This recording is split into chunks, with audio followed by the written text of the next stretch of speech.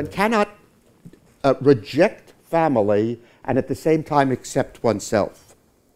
But to accept a family means to accept a group of people who frequently drive us nuts. It requires immense forgiveness. It requires a tremendous sense of tolerance. And if we don't learn that in a family, we learn it nowhere.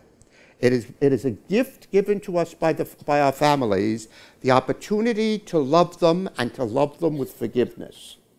So we learn some very important things from family life. We learn, for example, what it means to say that no family is a perfect family. You know, I wonder, though it was suggested that I'd read the Bible 150 times, I haven't, it's much too long. And besides, parts of it are really boring. I mean, the Book of Numbers has to rank with the Scranton, Pennsylvania telephone directory in terms of inherent interest. But one of the things that's very interesting, if you think about families in Scripture, in the Bible, our tradition, both the Jewish and Christian traditions, has a very jaundiced view of families. After all, what is the first family we hear of in Scripture?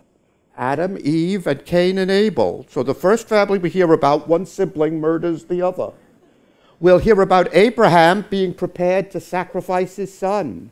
We'll hear of one sibling, Jacob, cheating another sibling out of his inheritance, Esau, and about the fact that Jacob and Esau have a very rocky relationship for all of their lives.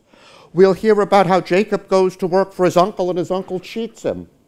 We'll hear about how Jacob decides to cheat the uncle in return. Whatever this is not a family of people who are very close. As a matter of fact, I would say if you belong to the family of Abraham, don't turn your back on one another. They're a very shifty lot, we descendants of Abraham.